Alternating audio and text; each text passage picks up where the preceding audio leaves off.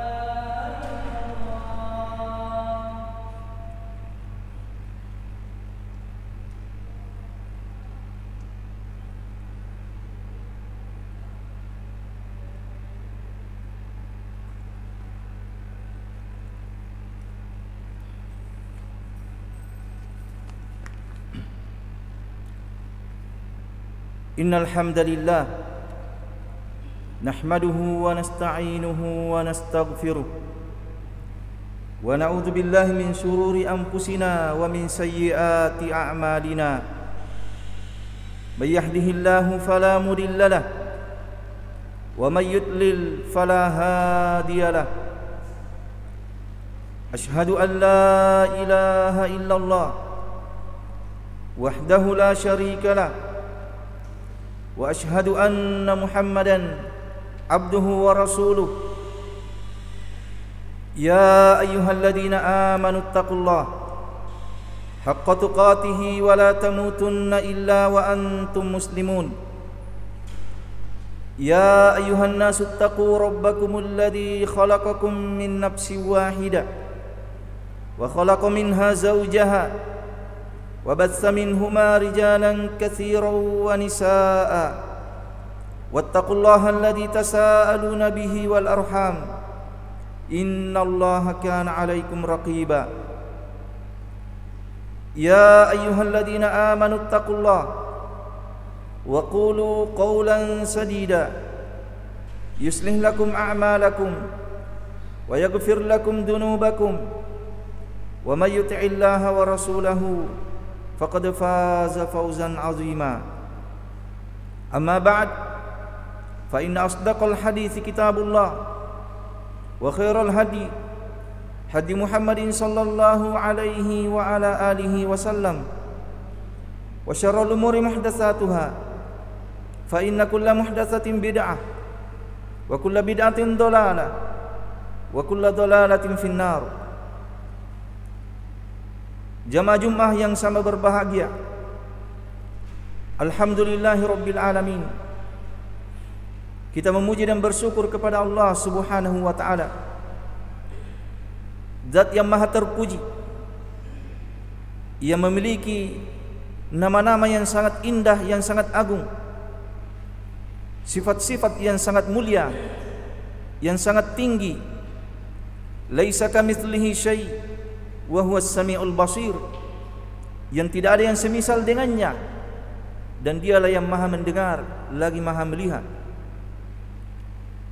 Kita juga memuji dan bersyukur kepada Allah Subhanahu wa taala atas limpahan rahmat dan karunia-Nya yang begitu banyak kepada kita, sehingga di hari yang mulia ini dengan kasih sayang dan rahmat-Nya kita bisa datang di tempat yang mulia ini melaksanakan sebuah ibadah yang sangat agung, salat Jumat secara berjamaah. Salam dan salawat kepada Nabi kita Muhammad sallallahu alaihi wasallam, Nabi yang merupakan uswatun hasanah, panutan yang sangat baik atau panutan yang terbaik, Nabi yang senantiasa kita muliakan, kita agungkan sesuai dengan kedudukannya, yang senantiasa kita ikuti syariatnya, yang senantiasa kita tolong dan perjuangkan agamanya. Mudah-mudahan kita semua di hari kemudian nanti diakui oleh Rasulullah sallallahu alaihi wasallam sebagai pengikutnya. Saya berwasiat kepada diri saya dan kepada seluruh jamaah dengan wasiat takwa.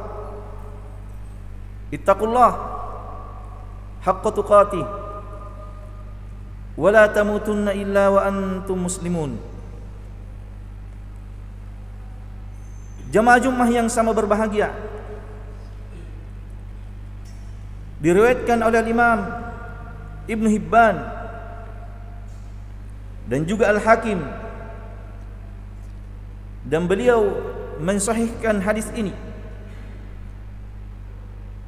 dari sahabat Abi Sa'id Al-Khudri radhiyallahu ta'ala anin Nabi sallallahu alaihi wasallam, bahwasanya beliau bersabda, qala Musa ya Rabbi allimni syai'an adkuruka wa ad'uka bihi. Qal ya Musa la ilaha illallah. Qala ya Rabbi kullu ibadika yaquluna hadha. Qala ya Musa law anna as-samawati as-sab' wa amirahunna ghairi wal ardina as-sab' fi kiffatin wa la ilaha illallah fi kiffatin malat bihinna la ilaha illallah.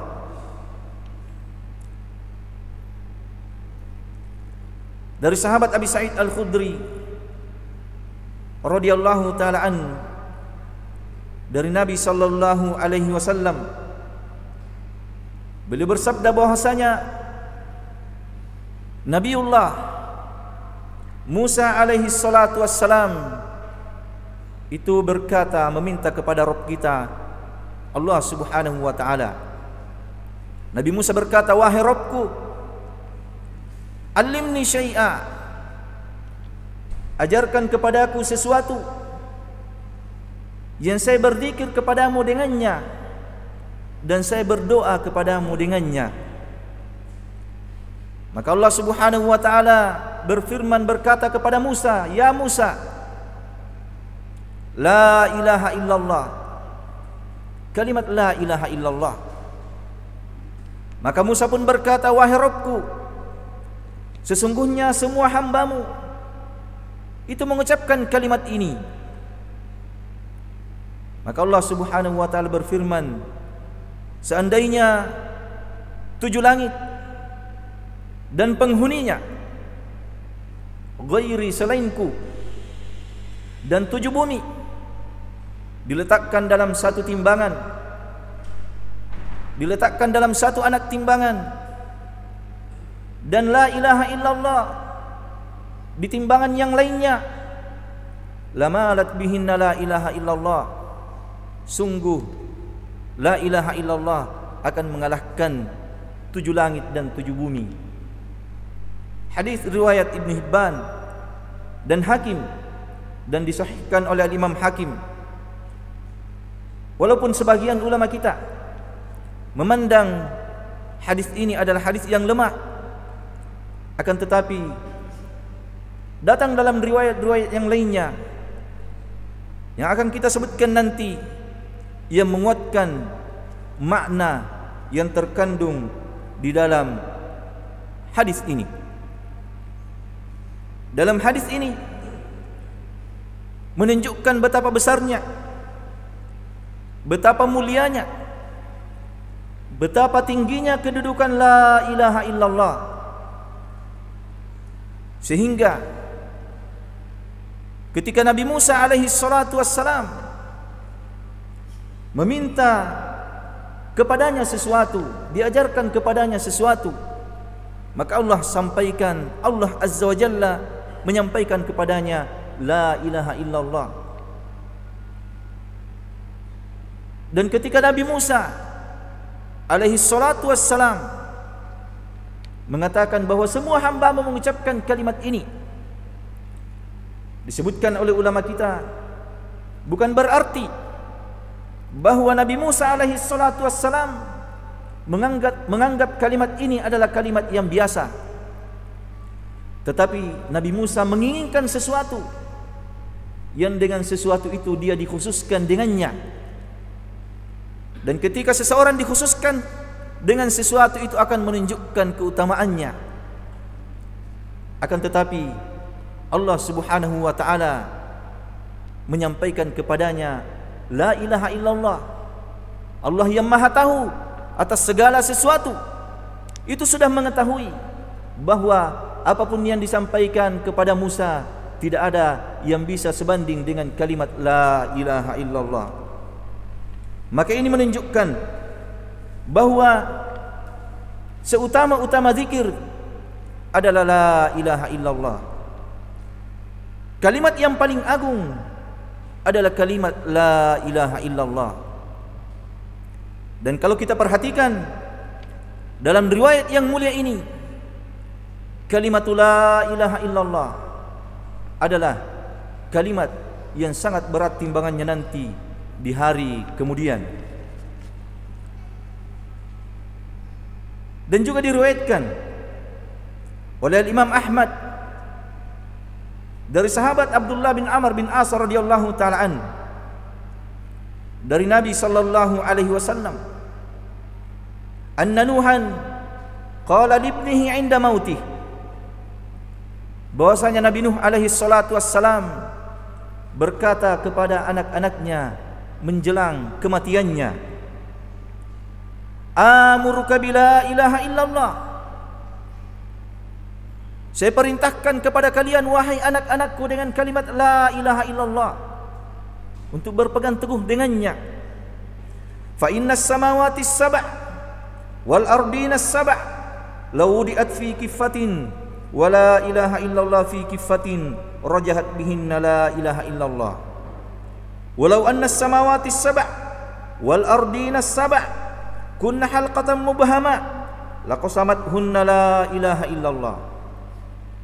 Nuh berpesan kepada anak-anaknya dengan kalimat la ilaha illallah. Bila berkata amuruka bila ilaha illallah, saya perintahkan kepada kalian untuk senantiasa berpegang teguh dengan kalimat ini, kalimat la ilaha illallah. Karena sesungguhnya langit yang 7 dan bumi yang 7 jika diletakkan di dalam satu anak timbangan, dan la ilaha illallah di anak timbangan yang lainnya, maka la rajahat bihinna la ilaha illallah, la ilaha illallah akan mengalahkan itu semua. Dan seandainya langit yang 7 dan bumi yang 7 dia adalah sebuah lingkaran yang sangat kuat, maka sungguh la ilaha illallah akan menghancurkannya. Dan juga hadis ini diriwayatkan oleh Imam Ahmad dengan sanad yang sahih, dan juga diriwayatkan oleh Imam Tirmidzi wal Hakim wa Ibn Hibban dari sahabat Abdullah bin Amr bin As radhiyallahu taala anhu marfu'an dari Nabi sallallahu alaihi wasallam, beliau berkata, yusahu bi rajulin min ummati ala ru'usil khalaiq yaumal qiyamah. Akan dipanggil seorang lelaki dari umatku di hadapan seluruh makhluk pada hari kiamat. Kemudian fayunsharu lahu 99 sijillah. Kemudian dihamparkan kepadanya, diperlihatkan kepadanya 99 sijillah, lembaran. Kullu sijillin minha maddal basar. Setiap lembaran itu panjangnya sejauh mata memandang. Summa yuqal, kemudian dikatakan kepadanya, atunkiru min hadha syai'a. Jadi 99 lembaran tadi itu berisi kesalahan-kesalahan dan dosanya. Kemudian dikatakan kepadanya, atunkiru min hadha syai'a. Adakah sesuatu yang kalian ingkari dalam catatan ini? Adala maka katabati al-hafidun. Apakah tukang catatku telah berbuat zalim kepadamu? Fayaqulu ya Rabbi. Kemudian dia berkata, tidak wahai Rabbku. Mereka mengakui kesalahan-kesalahannya. 99 lembar catatan kesalahan, setiap lembarannya sejauh mata memandang panjangnya lembaran tersebut. Fayuqal, kemudian dikatakan kepadanya, afalaka udurun au hasanah. Apakah kamu punya alasan tentang dosa tersebut, atau apakah kamu punya kebaikan untuk mengalahkan dosa tersebut? Fayuhabur rajul, akan tetapi laki-laki ini menganggap remeh amalan kebaikannya karena banyaknya dosa dan kesalahan yang telah dia perbuat. Fayaqulu la, maka dia pun berkata, tidak wahai Rabbku, saya tidak punya alasan, saya tidak punya kebaikan. Fayuqalu, kemudian dikatakan kepadanya, bala innalaka indana hasanah. Tidak, sesungguhnya kamu punya kebaikan di sisiku. Wa annahu la dzulma lakal yaum, dan sesungguhnya di hari ini tidak ada kedzaliman untukmu, kamu tidak akan dizalimi. Fayukhraju lahu bitaqah fiha asyhadu an la ilaha illallah wa anna muhammadan abduhu wa rasuluh. Maka dikeluarkanlah kepadanya bitaqah, satu lembaran kecil. Makanya hadis ini masyhur di kalangan ulama kita dengan nama hadisul bitaqah. Dikeluarkan kepadanya lembaran kecil yang tertulis di dalamnya persaksiannya, asyhadu an la ilaha illallah wa anna muhammadan abduhu wa rasuluh. Fayaqulu ya Rabbi, dia pun berkata, wahai Rabbku, ma hadhil bitaqah ma hadhis sijillat. Apa gunanya catatan kecil ini? Satu lembaran catatan kecil dibandingkan dengan 99 lembaran, setiap lembarnya sejauh mata memandang. Fayuqalu innaka la tudlam, maka dikatakan kepadanya, kamu tidak akan pernah dizalimi. Fatuda usijillat, maka 99 lembar tersebut diletakkan dalam satu anak timbangan, fi kiffah wal bitaqah fi kiffah, dan catatan kecil tersebut di anak timbangan yang lainnya. Fatasat as-sijillat wa thaqulat al-bitaqah, maka menjadi ringanlah, terlemparlah catatan-catatan 99 catatan tersebut, dan menjadi beratlah catatan bitaqah yang di dalamnya ada persaksian asyhadu an la ilaha illallah wa anna muhammadan rasulullah. Menunjukkan sekali lagi jamaah Jumat yang sama berbahagia, utamanya, mulianya, beratnya nanti timbangannya di hari kemudian kalimatul la ilaha illallah. Dan di hadis yang lain Rasulullah sallallahu alaihi wasallam menyebutkan, man kana akhiru kalamihi la ilaha illallah dakhalal jannah. Siapa yang akhir ucapannya adalah la ilaha illallah, maka dia akan masuk ke dalam surga. Dan juga di hadis yang lainnya Rasulullah sallallahu alaihi wasallam menyebutkan, khairud du'a du'a'u yauma arafah wa khairu ma qultu ana wan nabiyyuna min qabli la ilaha illallah wahdahu la syarikalah lahul mulku wa lahul hamdu wa huwa ala kulli syai'in qadir.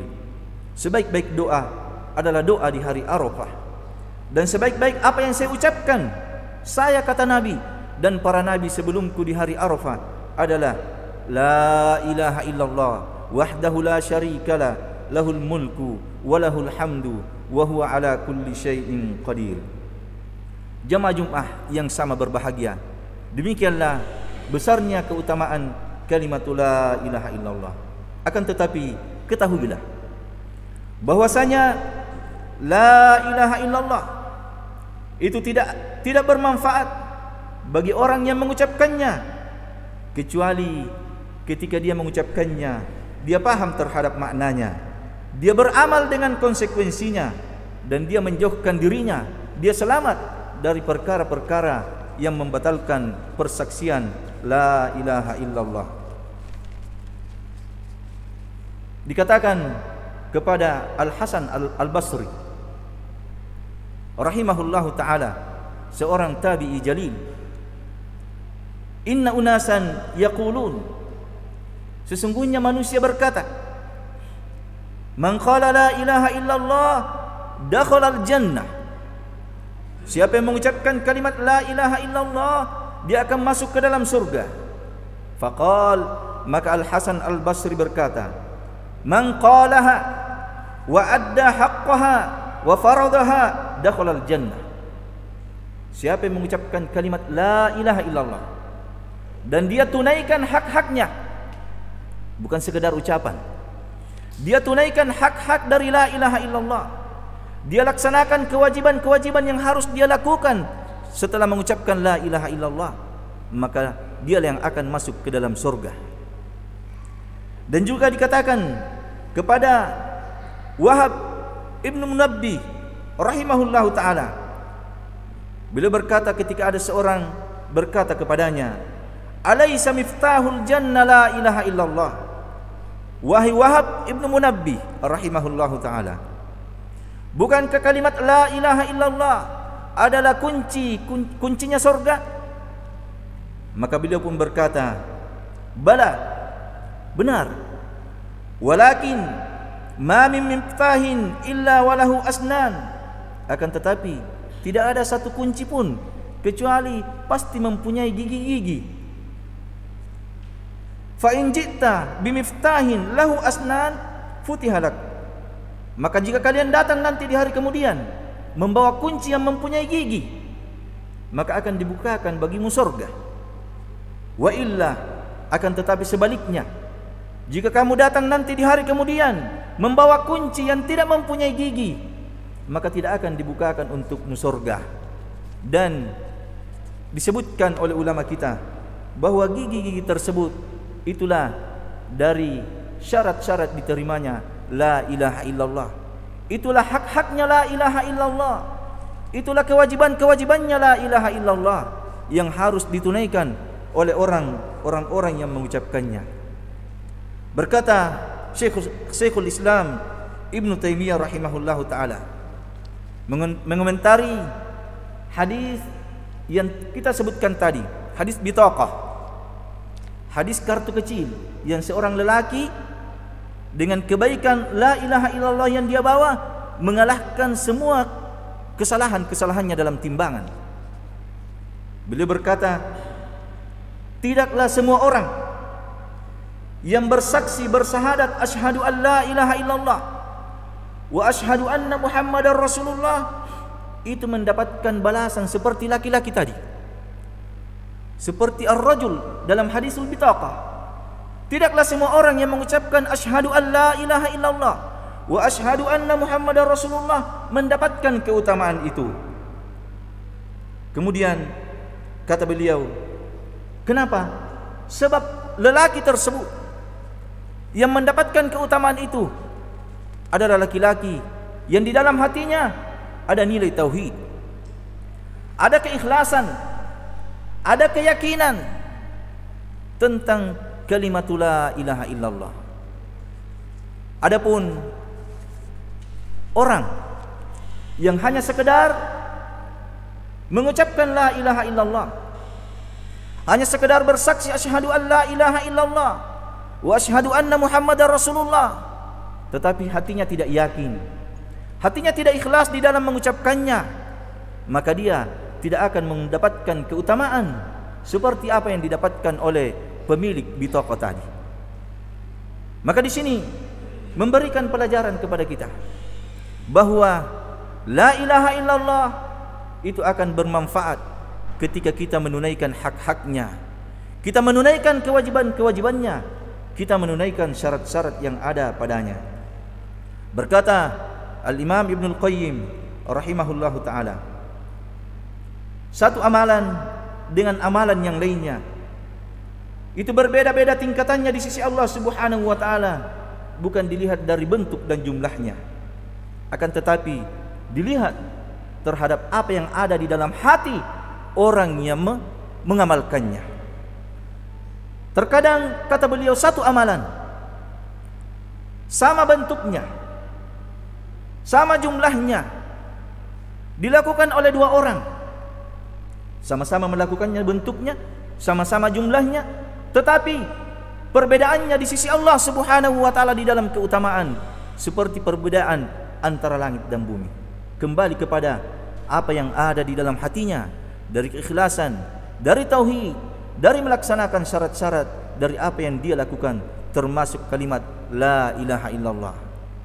Bukankah kita telah mengetahui bagaimana orang-orang munafikun, orang-orang yang mempersaksikan syahadat di hadapan Rasulullah sallallahu alaihi wasallam, mereka berkata asyhadu an la ilaha illallah wa asyhadu anna Muhammadar Rasulullah. Mereka mendirikan salat, mereka juga berpuasa, mereka juga menunaikan zakat, bahkan mereka berjihad, berperang bersama Rasulullah sallallahu alaihi wasallam. Akan tetapi di dalam Al-Qur'an Allah Subhanahu wa ta'ala mengatakan tentang mereka, innal munafiqina fid darkil asfali minan nar. Sesungguhnya orang-orang munafik itu berada di dalam tingkatan paling rendah dalam siksaan api neraka. Padahal dia bersyahadat, dia beribadah, tetapi hatinya kosong dari nilai-nilai tauhid, hatinya kosong dari nilai-nilai keikhlasan. Dia mengucapkan kalimat tauhid, tetapi dia tidak memenuhi syarat-syarat diterimanya kalimat tersebut. Barakallahu li wa lakum fil Qur'anil azim wa nafa'ni wa iyyakum bima fihi minal ayati wad dzikril hakim. Aqulu qawli hadza wastaghfiruh innahu huwal ghafurur rahim.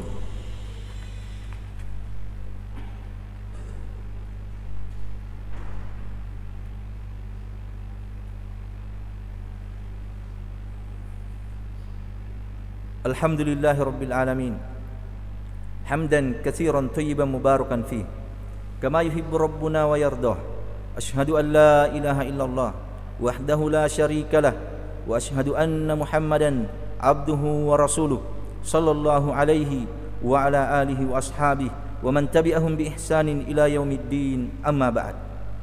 Jamaah Jumat yang sama berbahagia, disebutkan oleh sebagian ulama kita dengan melihat dalil-dalil yang ada. Secara ringkas kita sebutkan syarat-syarat diterimanya la ilaha illallah.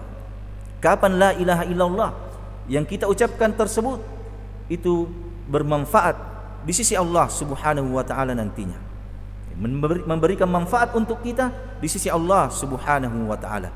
Yang pertama, al-ilmu. Ketika mengucapkan kalimat la ilaha illallah, kita harus paham makna yang terkandung di dalamnya.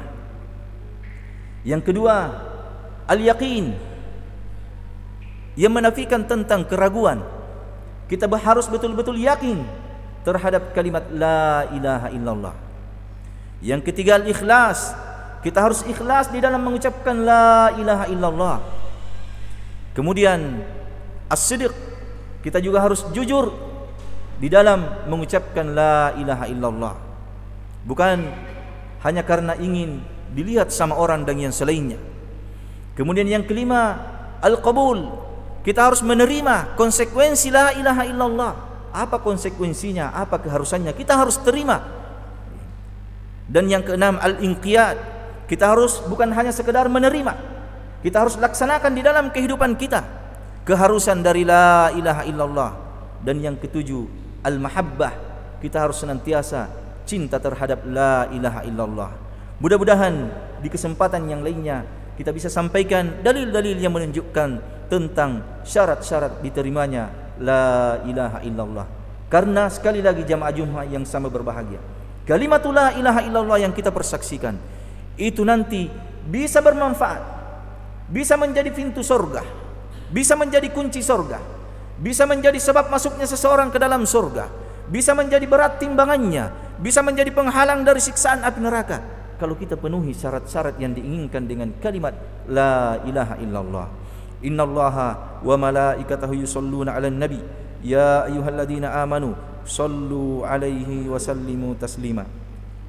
Allahumma shalli 'ala Muhammad wa 'ala ali Muhammad kama shallaita 'ala Ibrahim wa 'ala ali Ibrahim innaka Hamidum Majid.